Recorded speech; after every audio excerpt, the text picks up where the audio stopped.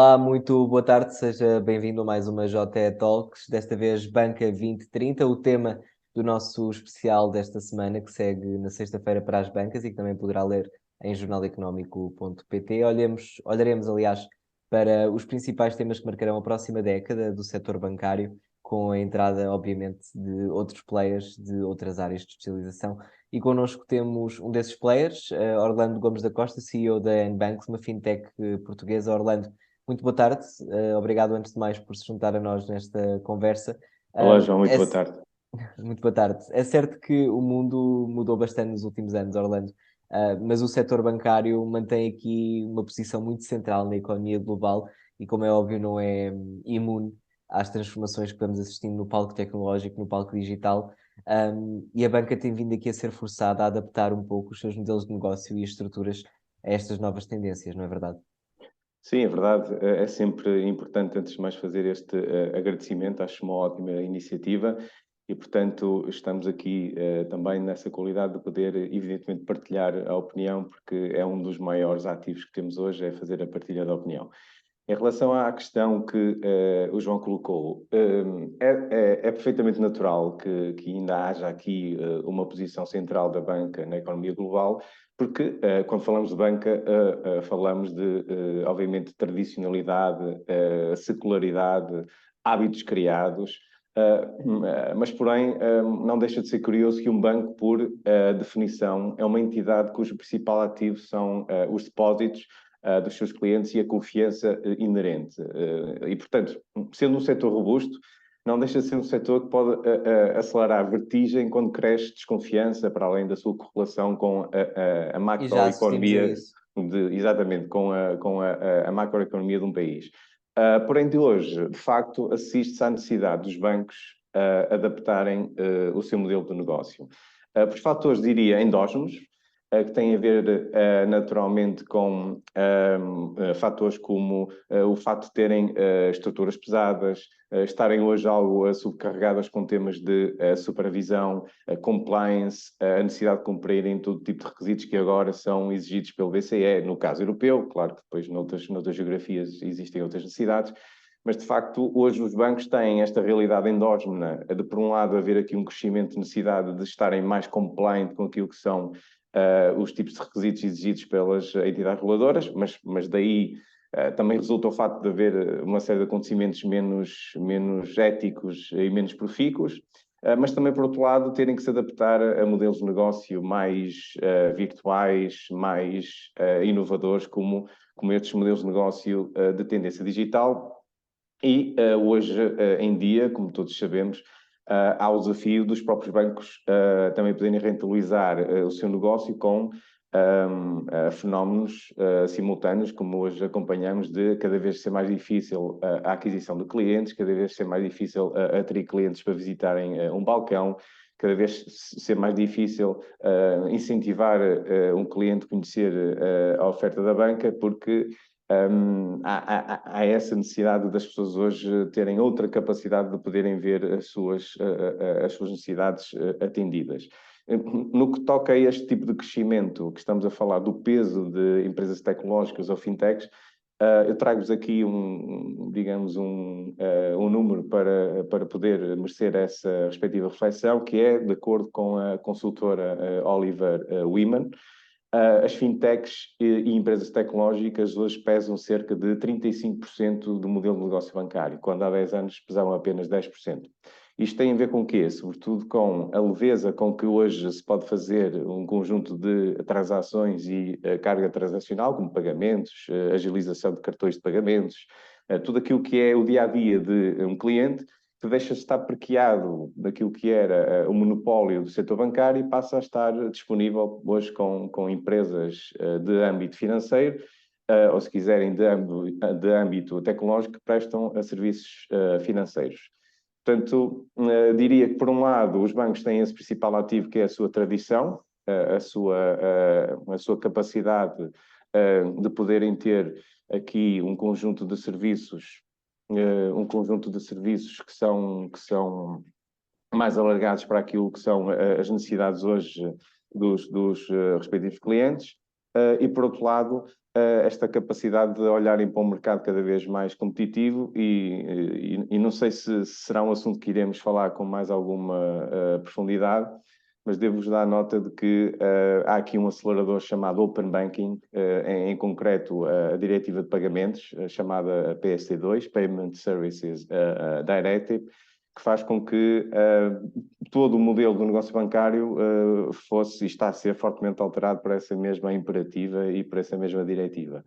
Portanto, eu diria que sim, os bancos hoje têm ainda uma predominância central na economia global, mas estão-se a habituar a conviver com outros players e com outros tipos de empresas que são capazes de também prestar serviços úteis para o consumidor final. E olhando para os próximos 10 anos, para a próxima década de banca que teremos pela frente, acha que essa dinâmica que está aqui já um pouco estabelecida, ainda que por vezes com algum atrito, vamos sabendo, entre a banca tradicional e as fintech e o setor mais digital, acha que ao longo da próxima década esta relação ganhará uma nova tónica, uma nova dinâmica, à qual ainda não conseguimos propriamente chegar?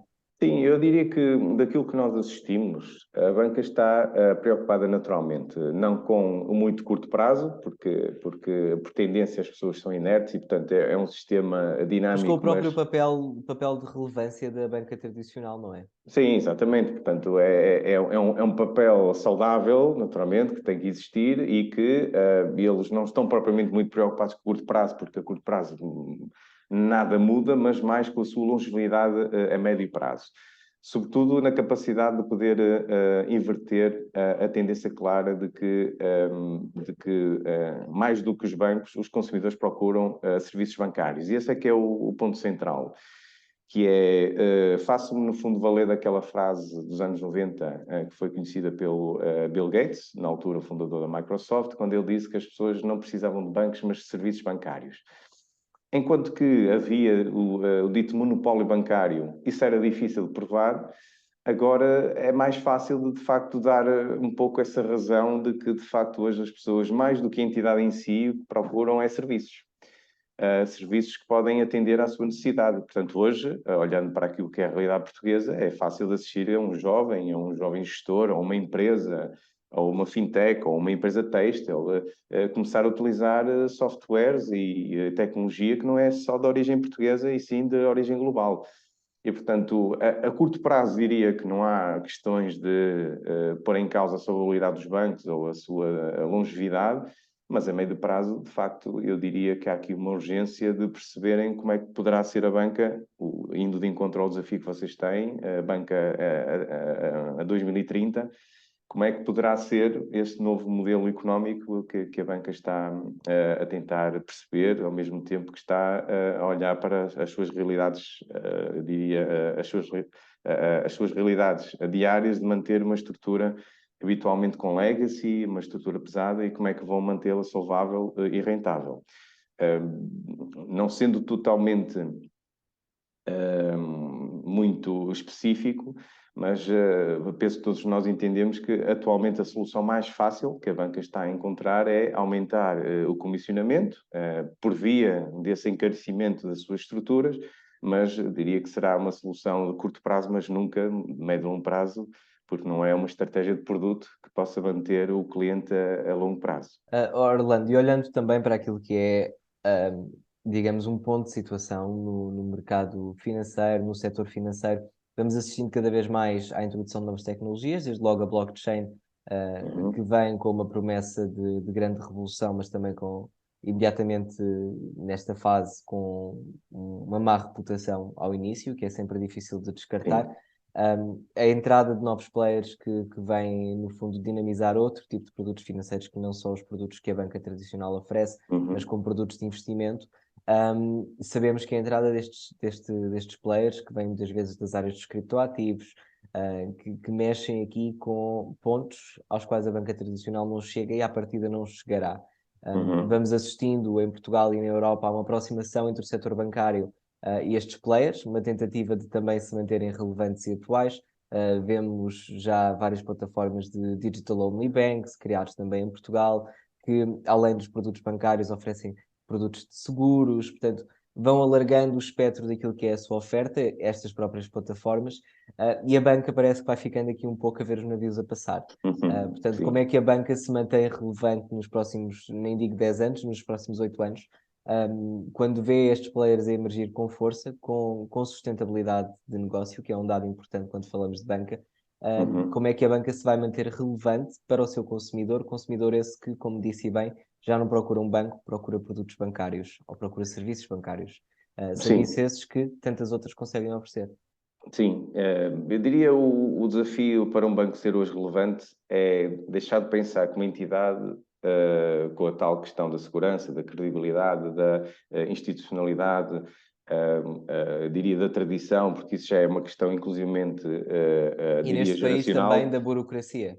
Sim, e neste país também da respectiva burocracia, eu digo, João, por uma questão de tradição, era habitual os pais abrirem uma conta bancária aos filhos na mesma entidade bancária para ele fazer a sua emancipação de vida e depois era normal ele manter-se fiel àquela entidade bancária, porque na altura não havia outro mundo, não é? E hoje a tecnologia, diria, é uma autoestrada que permite aproximação, uniformização e pela primeira vez dá-nos a capacidade de saber o que não sabíamos. Não é?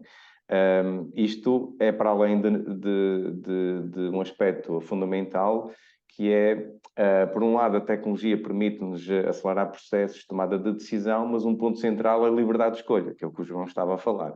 Há 15 anos não havia nem de perto nem de longe a oferta como há hoje, e hoje a banca sendo um ator principal que a sua principal relevância é a carteira que tem de clientes, esse é o ponto-chave. A banca hoje Orlando, vive. a banca ao longo dos últimos 15, 20 anos aprendeu a concorrer entre si.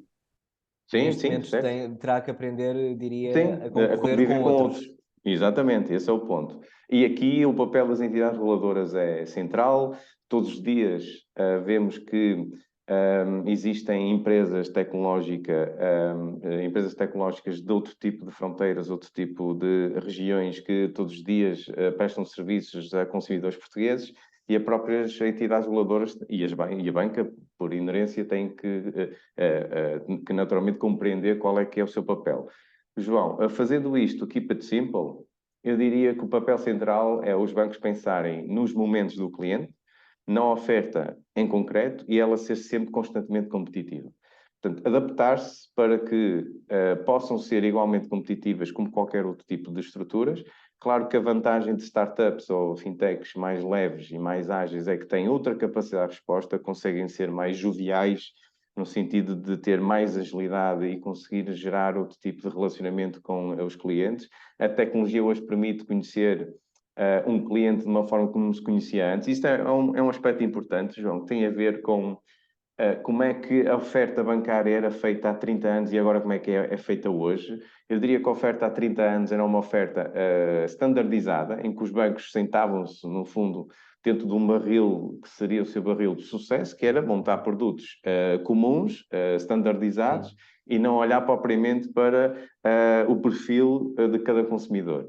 Hoje, com a tecnologia, permite saber qual é o perfil do João, qual é o meu perfil, qual é o perfil de todos os ouvintes que nos estão a ouvir e depois que irão ver, que faz com que hoje a tecnologia permita fazer a tal customização. E então, as regras de mercado hoje, ao contrário do passado, não passa por uma oferta standardizada, mas sim por uma oferta customizada. Isto quer dizer que a pirâmide de valor claramente mudou. Portanto, antes eram os bancos, aqui falando da oferta bancária, eram os bancos que claramente determinavam as regras de jogo, agora mudou e é o mercado que claramente determina as regras de jogo. E quando falamos hoje de blockchain, de Web3, metaverse, enfim, um conjunto de tecnologias que faz com que seja cada vez mais possível quase que compreender a necessidade e o brain center, digamos, de cada cliente e perceber aquilo que ele quer, de facto, o maior desafio que a banca tem hoje é ser versátil, deixar de lado a sua tradição, porque isso, sinceramente, hoje tem um peso muito menos relevante. Hoje, um consumidor não tem muito interesse em saber se a fintech é da Eslovénia, ou se é da Bulgária, ou se é da Estónia, ou se é portuguesa ou espanhola. Sinceramente, a questão da fronteira hoje já não é tema, e, portanto, isso já não é propriamente um argumento, mas sim o argumento de ser uma oferta que realmente diga respeito e que faça acrescentar valor ao consumidor. E isto é transversal, portanto, é um desafio para a banca portuguesa, como é um desafio para a banca espanhola, italiana, qualquer outro tipo de entidade bancária. Orlando Gomes da Costa, chegamos ao fim do nosso tempo, mas agradeço imenso a disponibilidade também de se ter juntado a nós. Muito obrigado, João. Até uma próxima oportunidade. Muito Obrigado. obrigado também a si que esteve desse lado a acompanhar. Já sabe que pode ver e rever esta e outras JE Talk sempre que quiser na JE TV. Como sempre, toda a informação está em constante atualização em jornaleconómico.pt e recorde que amanhã está nas bancas mais uma edição do Jornal Económico. Fique bem.